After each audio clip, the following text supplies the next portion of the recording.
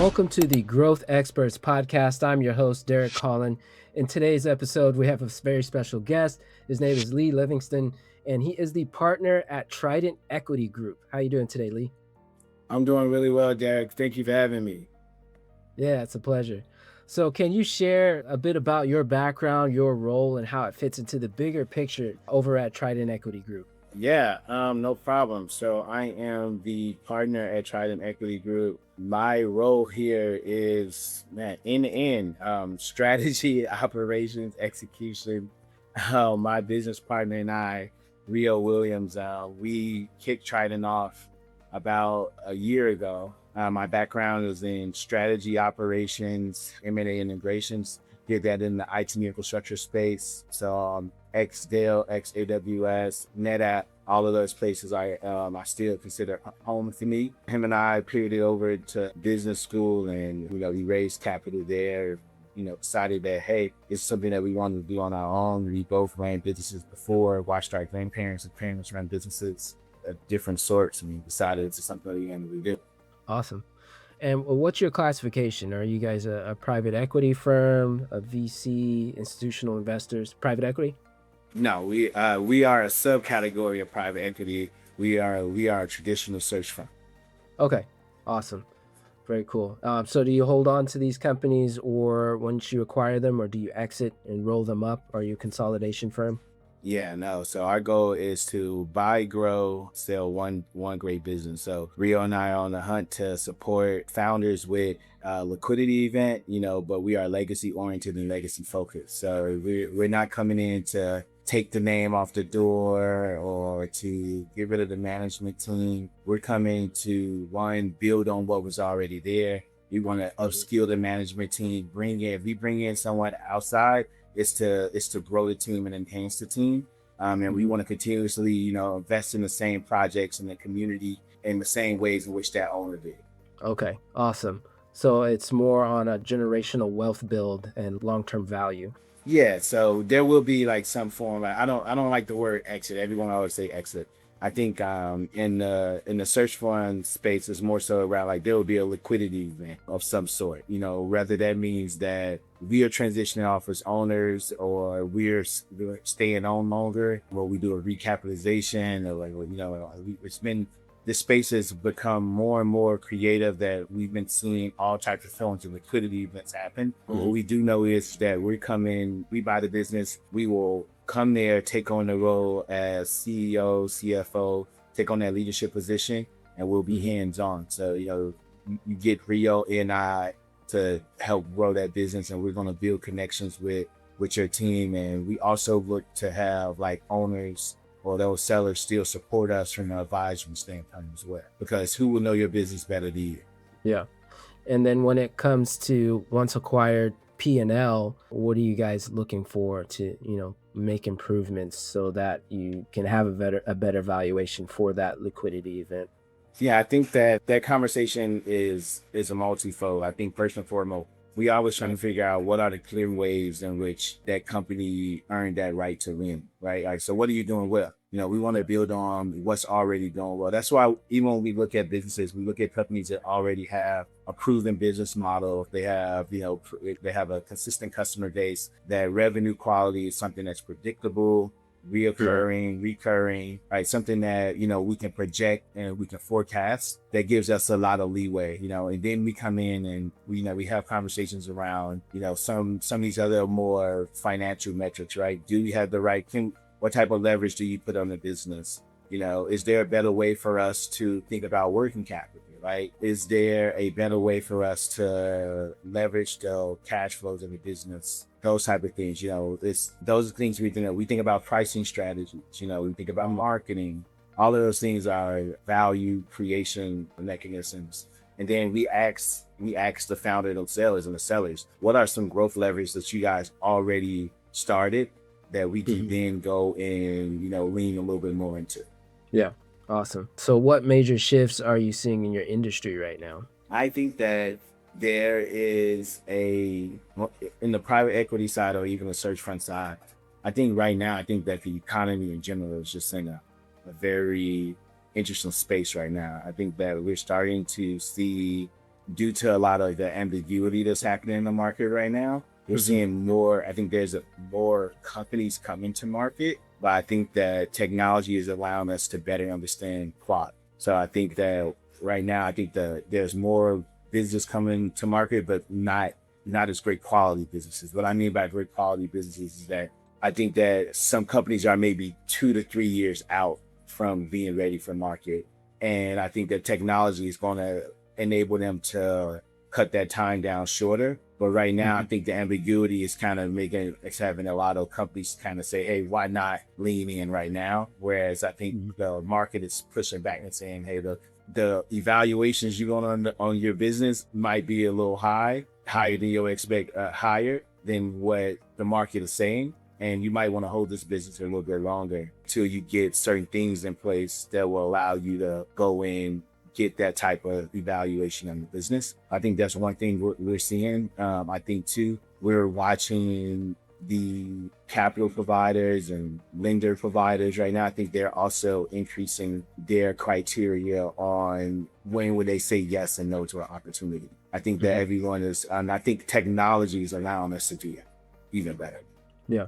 So I guess when it comes to technology or trends, when it comes to like, AI, artificial intelligence in this landscape we find ourselves in now, how has this trend or, AI or tech impacted your business or growth strategy? Yeah, I think that the AI thing is very interesting. I think that one, we're all leveraging it as a tool or intertwining in our business more and from end to end standpoint, right? Helping us source opportunities, helping us with, evaluating the business itself, helping us understand the people that run the business, right? I think that we are helping us execute on getting offers out. Yeah, I think, from a research standpoint, making sure that we're having the right comps. I think that, becoming a neat thought leader and a thought partner as well. You training AI to say, hey, I want you to be the third partner at Trident. What does that look like for us, right? I think all of those things support it. I think that AI has also done a ton of work right now in disrupting a bunch of these SaaS-based businesses. So I think that right now, people that are running SaaS companies are trying to figure out what their relationship with AI is going to look like. I think we're seeing a bunch of markets be 100% disrupted. And we're then seeing some businesses grow natively out of AI. And then we're seeing some businesses able to say, hey, we can incorporate this to come up with different offerings. I think that's what's happening. I think that right now, if you look at this 3 years ago, the valuations and multiples for SaaS companies was out the roof. And then now we're seeing a big push staying away from SaaS businesses, right? But I think that we're in an interesting time to where when the adjustment is made and people come in and we work through all the ambiguity and the minuteness around AI, I think that, there's going to be, these businesses will be out there. I think there's always a space for SaaS. Yeah, definitely. Technology is booming. Biotech, med tech, manufacturing, defense. There's a high need for it right now. It is, right? But I think the shift is now. At one point, when everyone was so SaaS focused, we were going away from a lot of this kind of hardware based, technology that leaves hardware. Now we're back in that space where it's like, okay, hey, we're okay with these hardware businesses if there's some software attached to it or whatnot. But now we're in this space where we're looking at that combination between hardware businesses that require hardware, and they have some type of intelligence to it as well, which sometimes come in the form of some type of software. Yeah. Mm-hmm. Awesome. So I guess, what's working well for you right now and what's been frustrating? What's working well for us? At Trident, we are a relationship forward type of business. We have this thing where we call it activating the relationships of our relationships. So that's been working really well for us. Getting on the phone with people, getting in front of people, attending the, philanthropic type of engagements. We want to come in, sponsor, the community service event. We want to go to the galas for different industries and, those type of things. We're going back to our alma maters and trying to figure out, there's ways to, tap into those networks to support the people that came after us, but also get in contact and engage with those that are 20, 30 years ahead of us, right? So activating our relationships have been great. Integrating technology and leveraging people that's younger than us. That's, they came in, I'm a millennial, so we came up during, the technology shift, right? But it's been great having conversations with like our interns who all they know is technology, right? And so being able to bring them in and have engaging conversations with them around what our technological stack look like moving forward, right? I think that's also been working well for us. What's frustrating for us? I wouldn't necessarily say anything that's frustrating. I think that entrepreneurship comes with these challenges, these ebbs and flows, right? Assuring that we're aligned with owner sentiment, right? Walking owners through having sellers through cold feet, or, getting brokers okay with our model, right? With the search fund model, those things are all the things that we anticipated. I think the truth is also to get a deal done right now requires a little bit of hair.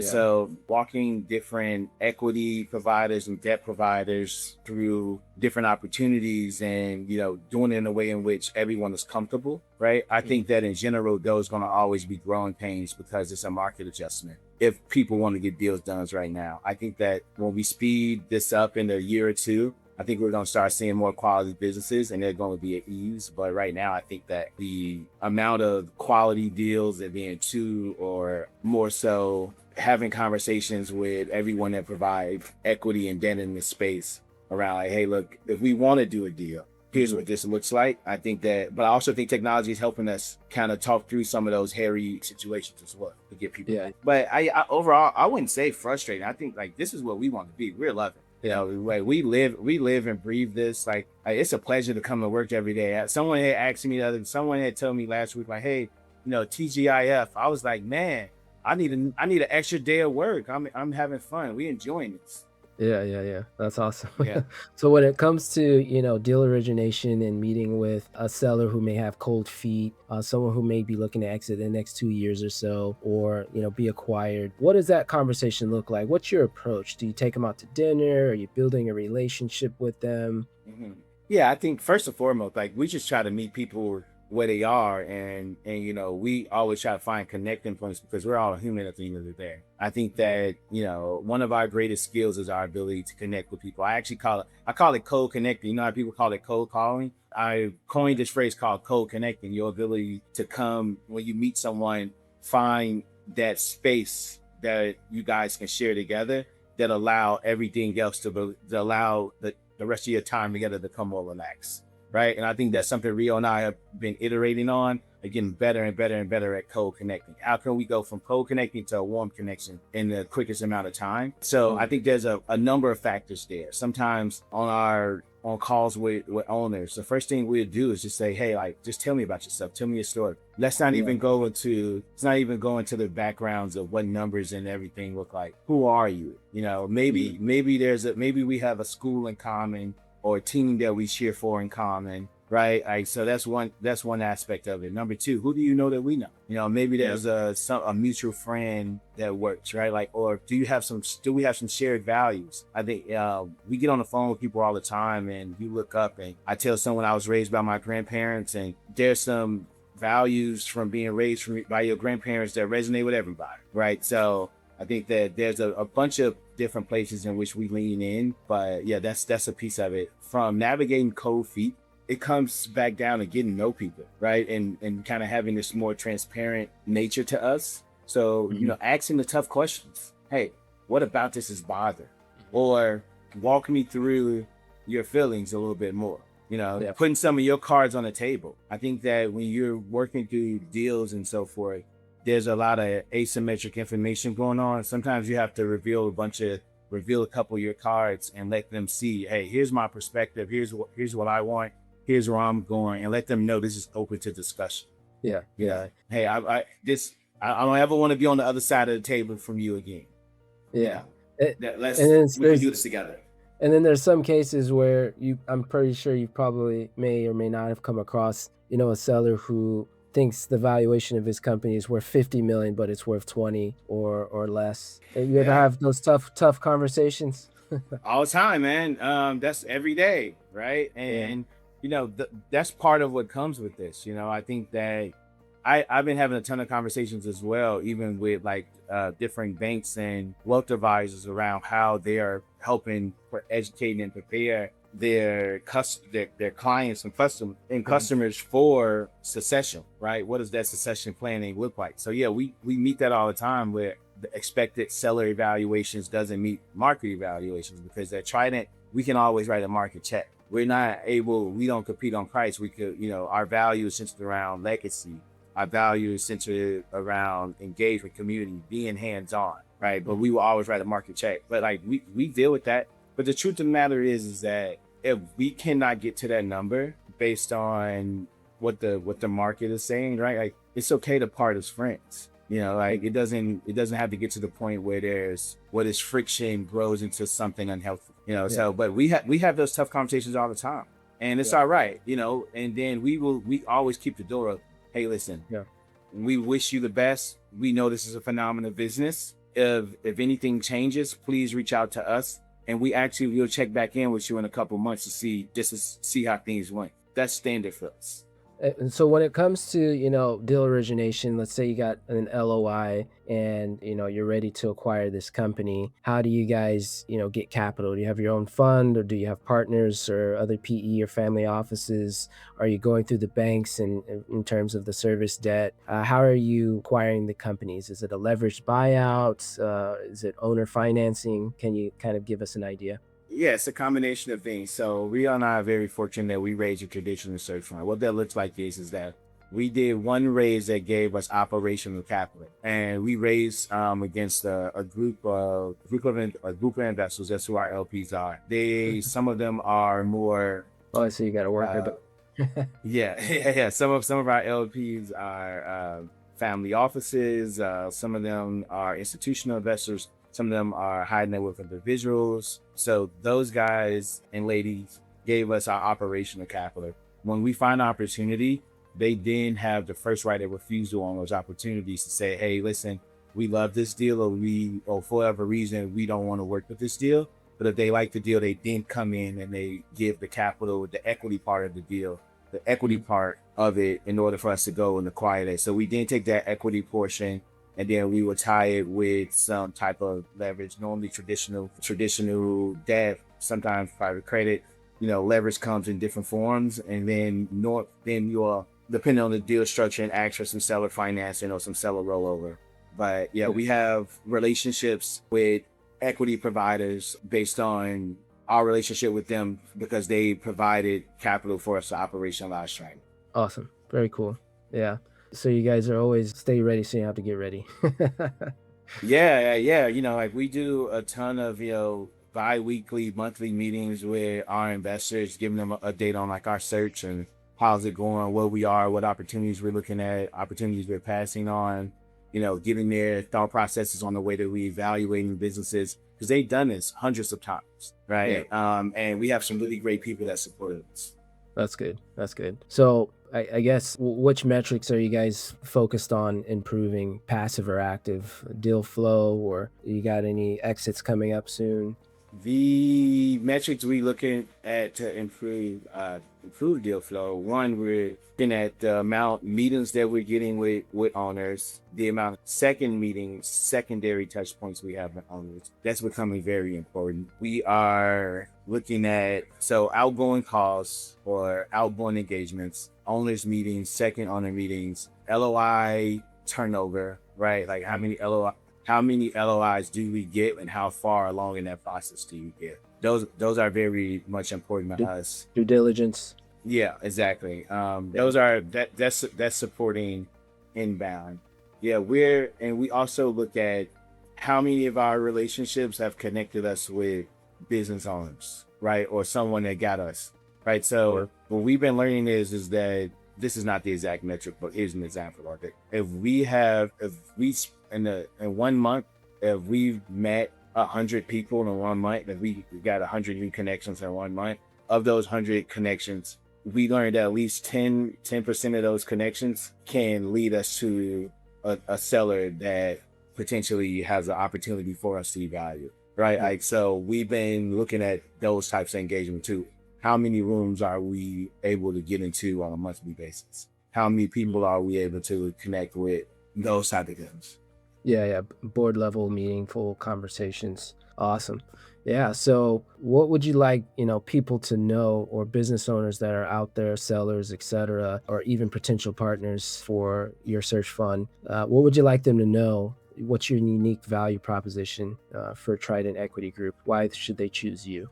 Yeah, choose Trident because one, we're relationship oriented, we're community oriented, and legacy oriented. We build on what you establish. We're coming to move to your city. We're going to invest in your team, and we're committed to doing this ourselves. We're going to take your business to the next level of growth, and we want to do that as your partner. Awesome. Yeah. And what does your initial client profile look like? Are you guys industry agnostic when it comes to certain mandates? Is there specific companies that you like to kind of work with or go after in terms of an economic scale, community? Yeah, we're very we look at founder-led businesses, founder-owned businesses, B2B businesses. We are industry agnostic, geographically agnostic, but we do care about it being B2B. We look at services companies, we look at distribution businesses, we look at very niche businesses, but we care about, revenue, health, quality, right? One, how long has this business been around? Who's the owner? How much do they care about their team and their people, right? That's very important to us. 3, let's talk about the revenue history and the revenue quality. Is it repeatable? Is it reoccurring? Is it contract based? Right? All of those things gets us comfortable. And then deal size. So we look at businesses around 1.5 plus million EBITDA. So think kind of 8-10 million plus in revenue is what we're looking at. So Gotcha. Awesome. Awesome. Yeah. Well, it sounds like, business is going good. Where do you see Trident, Equity Group in the next, 6 to 12 months from now? It's a short period, or beyond. Yeah, no, that's the exact period right now. Like we're looking to own, operate one great business. So in the next 6 to 12 months, Trident should be moving to some city. Hopefully one of the viewers here has an opportunity for us to go and transition. And then Rio and I will be transitioning from investors to operators, and then from there, we're just looking to add some value, add some impact, and take that business to the next level. And when you say city, what do you mean by that? You guys are changing location, or you're in the Chi, right? Yeah, we're in Chicago. We're in Chicago right now. If the business is in Cleveland, we're going to Cleveland. If the business is in New York City, we're in New York. If the business is in Oregon, we move into Oregon. So if we're going where we can create value and transition into the next phase of a search fund, which is going from a searcher to an operator. Yeah, awesome. And is that you physically traveling to visit, or are you actually going to live there? Is there a team that goes there? No, it's Rio and I. We'll take over as CEO, CFO, and we're gonna hopefully be able to sit in the same chairs as the founders and move in, have lunch where they have lunch at, and and learn all the inside jokes happening around the office. Well, not hopefully, you are, because it sounds like you're moving in the right direction, brother. Awesome. Yes. Awesome. Well, ladies and gentlemen, thank you so much for watching and tuning in. Don't forget to hit that like button, subscribe to the channel, leave us a comment if you have any insights or thoughts, insights, etc. Lee Livingston, ladies and gentlemen, partner at Trident Equity Group. If you want to check him out, he is located and has a profile on LinkedIn. You can also go to Trident Equity Group. That's tridentequitygrp.com, tridentequitygrp.com. Thank you so much for your time, Lee. It's been a pleasure. Thank you, Derek. It's been a pleasure. Thank you for having me. Awesome.